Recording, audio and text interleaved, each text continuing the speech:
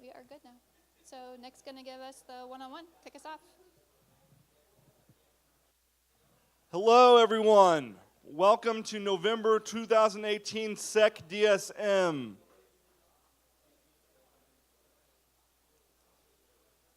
Woo, yay, yeah. Okay. So we're going to try to get through the 101 pretty quick tonight. So SecDSM is on the third Thursday of the month, every month here at Pillar Technology. Tonight's agenda, we have two talks, Jay Urban and Dr. Richard Marshall. They should be really good talks. 8:30 the tap closes, and 9 o'clock you have to be out of here, which means 9:01 is the after party at Gas Lamp across the street. Don't drink the beer if you're under 21, and obey all the rules. We have a code of conduct. We don't allow any sort of harassment here. If you have a problem, come see a board member or email us or reach out on Slack. We like to challenge ideas, not people, which means being civil and respectful for everyone. That's stolen from SecKC. Also, we all know we have this idea of the imposter syndrome, where we don't think we are what we're representing ourselves as. It's a confidence thing, and we all feel like that. So if you have a question or want to talk about something, just come find anyone here and just ask them what you want to. We don't look at anyone as better or worse than anyone else here, so we encourage that conversation. We want to facilitate meaningful information sharing in this community.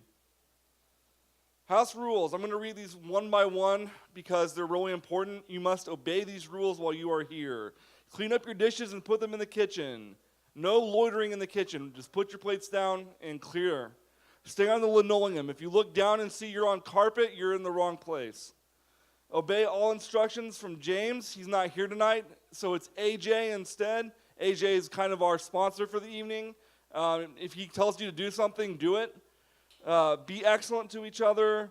Due to noise level, we're going to close these doors for our speakers to kind of segregate the networking versus the presentation materials. So if you want to see a particular presentation, be in here when it starts. That's very important. Transparency report. Space and beer. It's provided by Pillar Technology, now part of Accenture Industry X. They do a wonderful job for us. We're very grateful for their contributions to our community. They give us a great space to work out of and hold these events. So we're very, very thankful for Pillar for that support. Also, our sponsor this month is Robert Half Technology. Robert Half Technology is over here tonight. Go talk to them.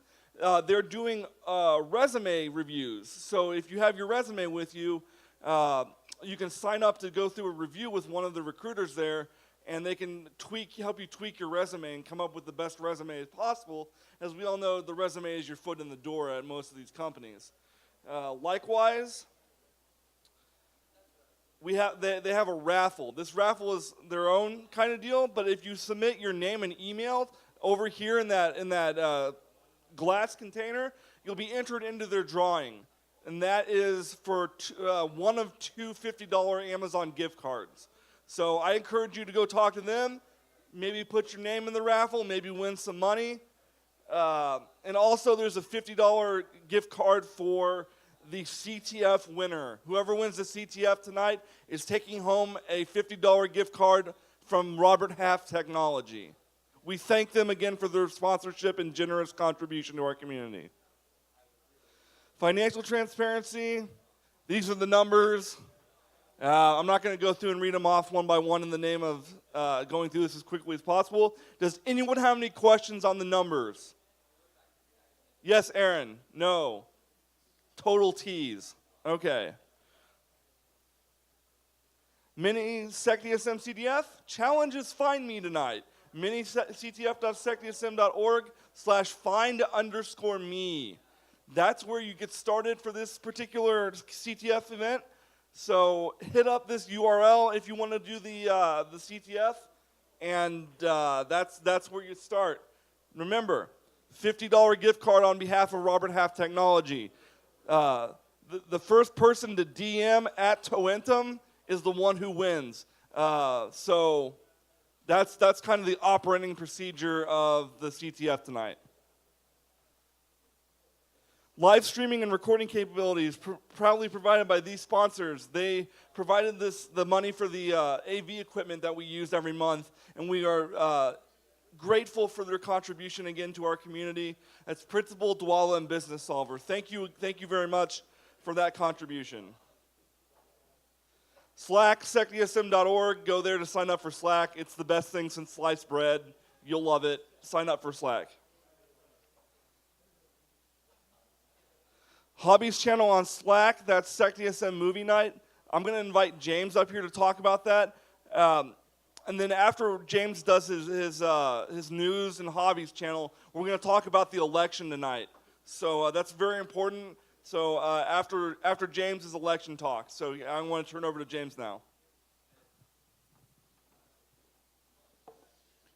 Hey, everybody. Hobbies channel, clean this up a little bit. The big one out there is we've had some discussions. I was looking for interest. So if you have any interest, jump in the main channel on Slack or in the hobbies channel specifically. We're thinking about reaching out and doing a probably bad, because 99% of them are really bad, hacker movie viewing at a local brew pub that one of the members is part of. So if there's any interest in that, let us know. You do have to buy a commercial license to show things if we open it up as an event. So I'd like to know how many people are interested if we're going to do that, so we can get a count and kind of do some support and maybe look at some vendor sponsorship for that. Quickly, I'll run through the news since we're trying to speed things up a little bit for the election piece. First story up here, this actually came out just today. There's some Docker services that are being exploited for cryptojacking, so we have cryptojacking in the news all the time in browsers and things like that, and we're actually getting to the point where we're targeting Docker services as the next point. The piece of this story, if you read through it all, a piece that I didn't take off here is the ports that are down there. The API actually allows like unauthenticated, unrestricted open access to the Docker containers if they're configured incorrectly. Next up, Google services. This one came out as a supposed accident from this Nigerian ISP, but this is what, I think the third or fourth time in the last year that either China or Russia has been able to pretty much route all internet traffic worldwide through their owned systems, aka we turned on monitoring and monitored everybody's connections as long as we could. So once again, look up the story if you're interested, but there's some fun details there. Xorg, as all of us are more than aware of Linux and BSD systems, whether we're using Kali or Ubuntu or anything else, or all your systems, at work as well. You want to look at this Xorg, the normal X Windows system, the GUI that's on most current Linux operating systems, is got some bugs in it, and there was a command line parameter validation problem that allowed file overwrites. And then in the fun world of, we saw this happening again, is Bluetooth. Some Bluetooth low energy problems. They actually referred to this one as bleeding bit vulnerabilities. The big impact here is that this was found by researchers, but in specific products that are out there. Those specific products were Wi-Fi networking equipment by Cisco, Meraki, and Aruba Networks, which is called out in the bottom point that's at least or more 70% of access points that end up in enterprises. The big one being Meraki. If you have Meraki devices out there, I would definitely take a look at these vulnerabilities and the updates that were sent out to do so, because otherwise you can just get into the management console if you're on the same wireless VLAN as the device itself. And then, make changes. And then three real quick hits. The gentleman who went by derp trolling pled guilty for a lot of the DDoS attacks that were going on gaming systems, EA, and then Sony PlayStation Network a while ago, and actually pled guilty in federal court for that. DJI, who I hadn't seen this yet, but actually got removed as a available vendor for the US Army a while ago. The was concerned about the access because DJI is a China-based company.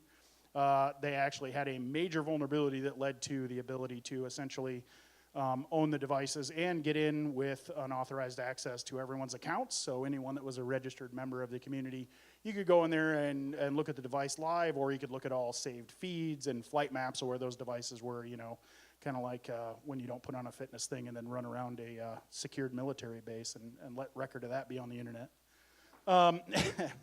As a callback to an earlier story from months ago. And the last one, there's a lot more detail, or there's not a lot of details, out about this one yet, but it looks like another Stuxnet variant came after Iran. We're waiting on details. It does look like it's more aggressive and sophisticated, but at this point, as I said, there aren't a lot of details out yet, so we're waiting on that one. That's it for news, and I'll hand it back off to Nick. Thank you, Jane.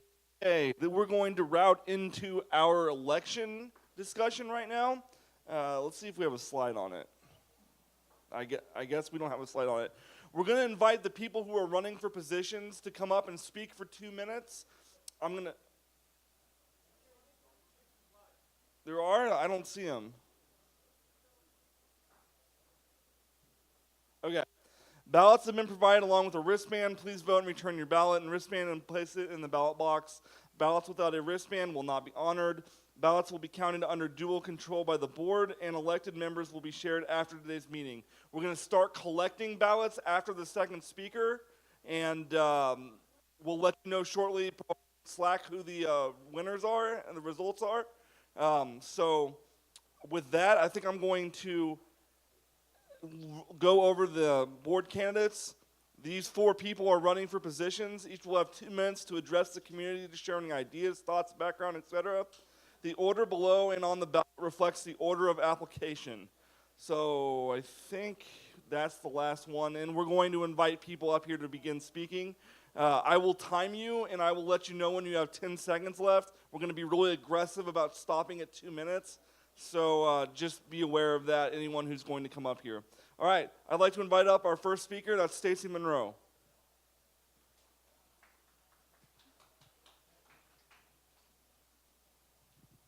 Okay, so I have to make it really fast. All of you already know me as stage manager here at SecDSM. I have been involved in security for about 3 years. I would like to be a member of the board and become more officially involved from that perspective, to get more access to all of the creative talent that are a part of SecDSM. I believe I'll bring a diverse perspective to the group.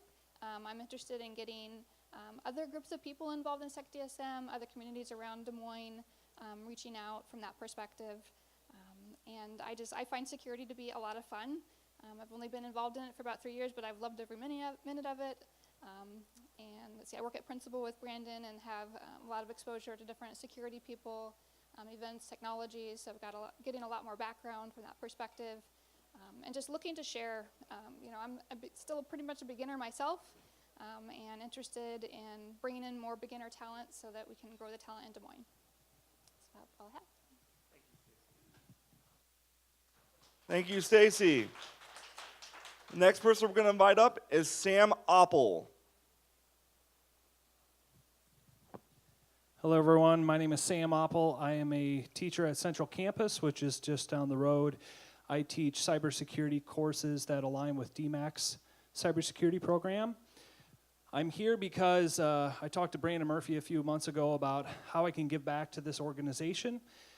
This organization and community has been really good to me and my students, from giving curriculum advice to my program, as well as providing the capture the flag for our CentralCon event we put on a couple times now.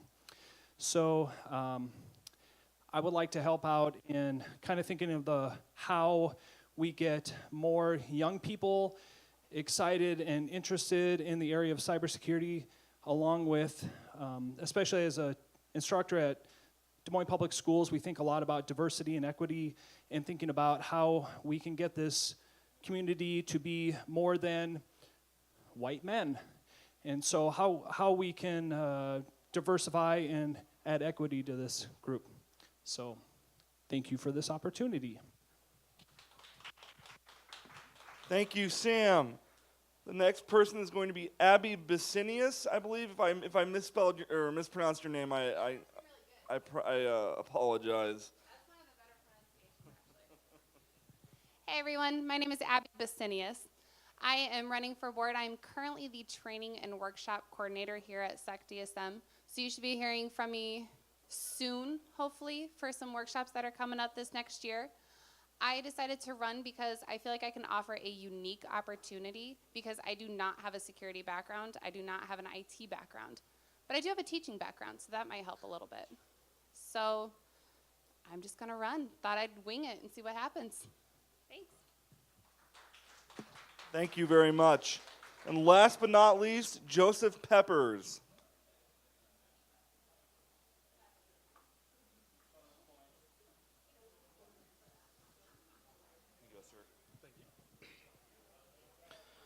Hello, I'm Joe Peppers. As much as I'd like to say I dressed up for us here tonight at SecDSM, I actually had a oral exam today for my master's degree, so I ended up passing that luckily, so I do get to graduate this December. As much as cool as that might be, I actually started coming to SecDSM a little over, I think 2 years ago. I think we're coming up on the 3rd anniversary. I think it was at Gravitate when I started coming. But it's a great community. I got interested in security. I was a software developer. I went to ISSA, InfraGuard, all these other meetings. A lot of them were more vendor specific, whereas SecDSM's been a lot better at trying to actually get people to learn things. I've leaned on a lot of people here. My goal is to kind of be as smart someday potentially as like Brandon or Nick or some of the people around here. But it's a great community to learn. You can ask tons of people any questions. It's open. And so my big goal is to just kind of give back. So hopefully I can do that, whether or not anything happens. I think everyone else is more qualified. But with that and wrapping up, just cheers to everyone who's been on the board and everyone who's a member here. And thanks, everyone. Thank you, Joe. If you don't have a ballot yet, see Ben. I think he's responsible for handing out ballots or otherwise getting them to all of our membership. And with that, we'll take a short break, and then we'll go into our first talk.